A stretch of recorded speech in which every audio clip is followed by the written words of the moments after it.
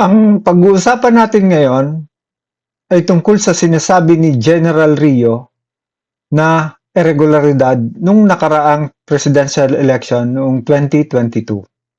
Bago ang lahat, batiin ko muna kayo ng magandang araw mula sa Good News Update.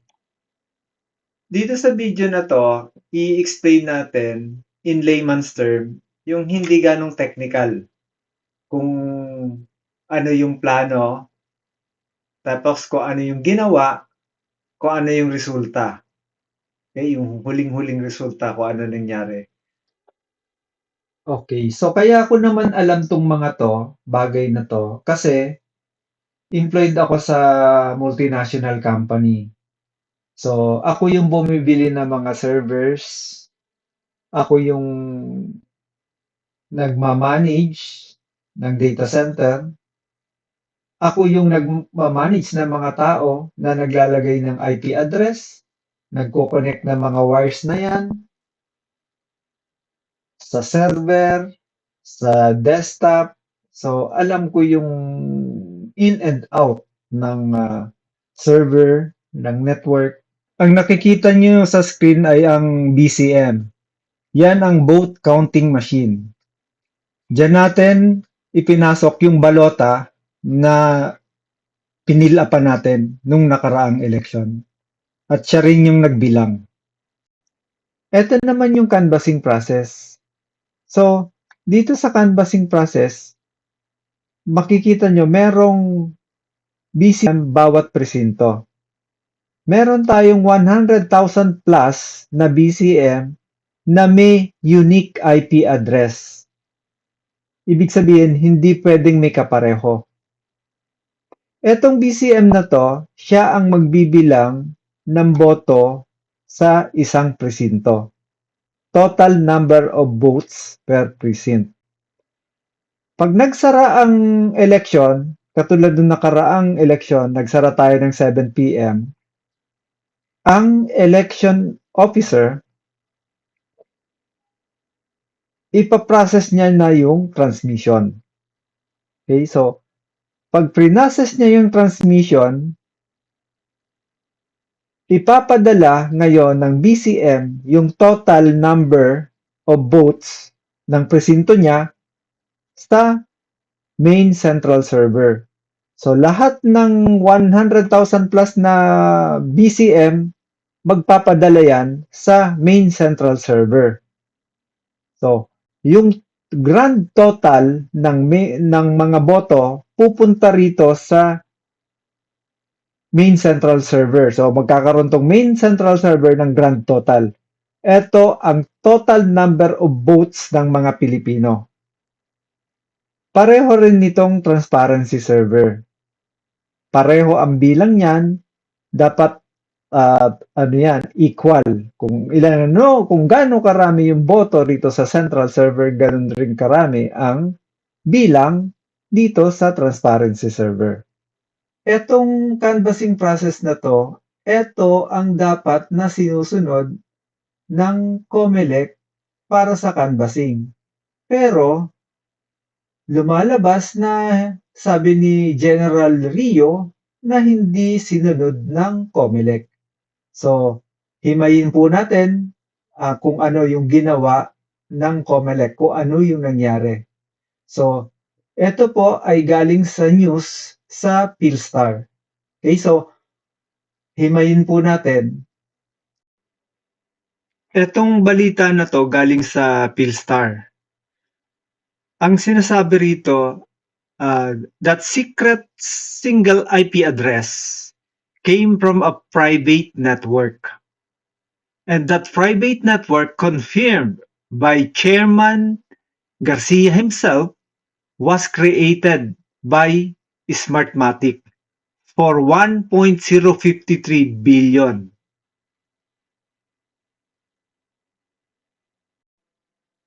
Ang original design, ang design talaga dapat ay gumamit ng public IP address.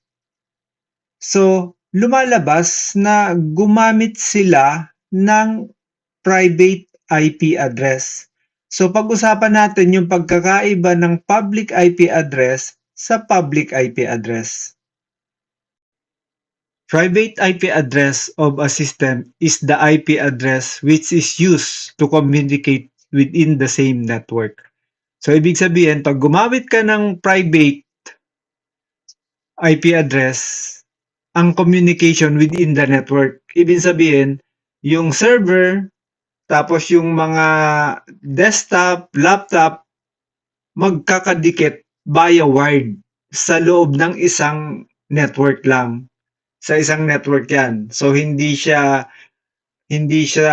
lalabas ng internet. So dun lang siya sa isang area, kunyari isang building, naka-wired siya, nakadikit-dikit siya, may router yan na para makapag-communicate yung server tsaka yung desktop.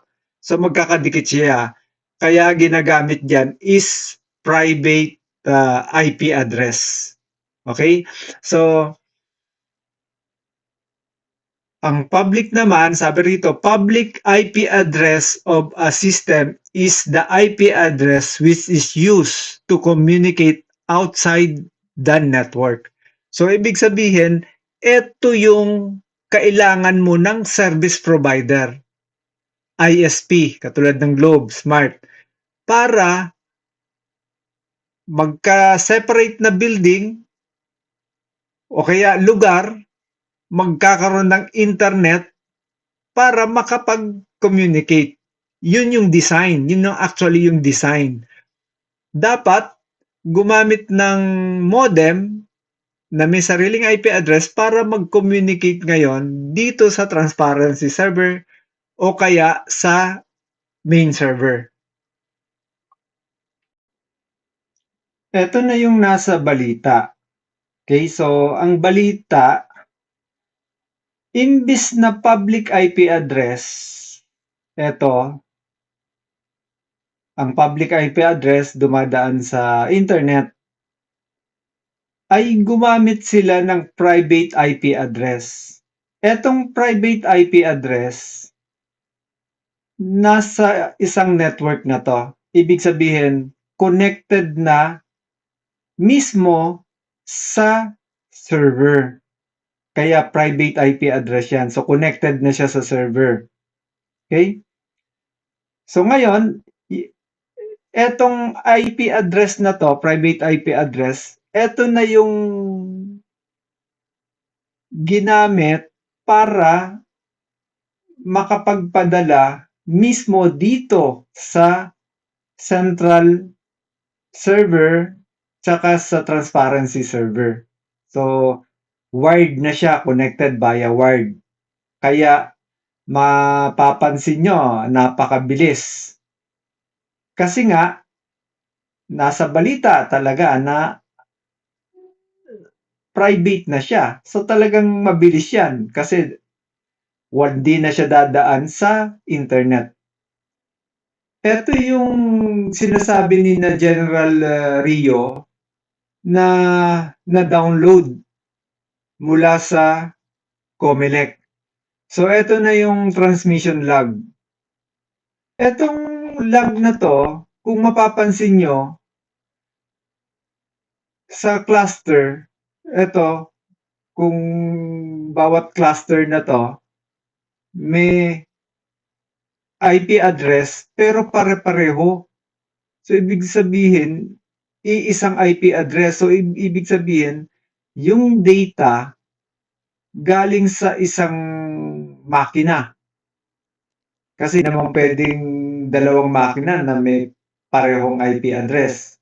Kasi ang rule niyan, bawat makina, isang IP address. Kasi kung hindi, magkakaroon ng conflict, IP conflict. So, mag-e-error siya. Okay, so, ngayon, kung mapapansin mo, yung time ng transmittal, segundo lang ang pagitan. Ayan o, makikita nyo dyan o, segundo lang siya. Pagitan ng segundo. Ayan o, seconds. Seconds lang ang pagitan. Ayan o, ito, 1 second nga lang eh o. Kasi nga, wired, napakabilis na. Ito pa yung sinasabi ni General Rio. So, Chairman Garcia last October 18, 2022 committed to the public in a forum that he'll compel telcos to show their transmission logs within a few days. That never happened up to now because telcos logs will show that almost no BCM transmission passed through their networks between 7 p.m. to 8 p.m. So, ibig sabihin po nito, walang mapakita yung telco na may dumaan. Kasi nga, ang ginamit nila is walang dumaan na data. Kasi recorded ng telco yan. May makikita nila may activity. Kung ilan yung mga bytes na gano'n.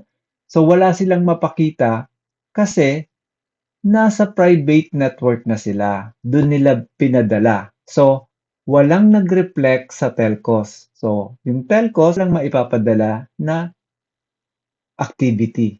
So, activity nung internet. Okay?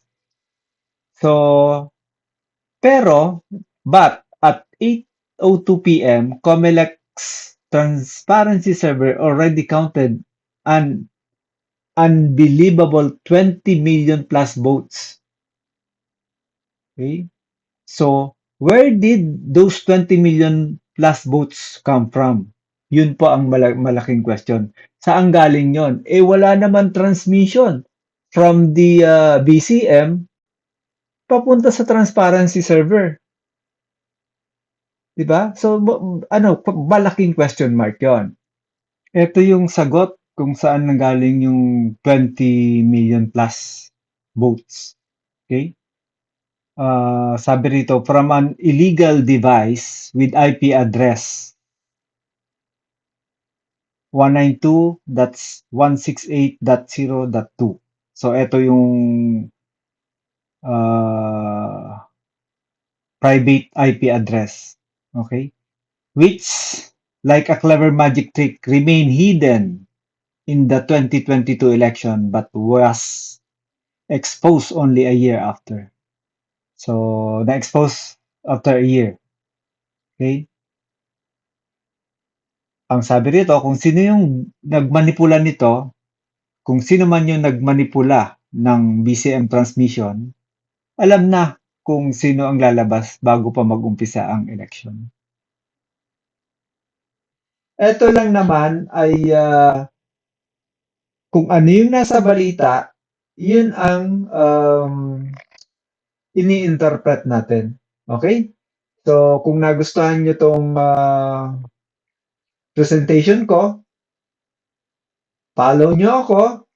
Okay? So, kung gusto nyo, i-share nyo. Kung nagustuhan nyo, i-share nyo. Okay? Thank you very much for watching.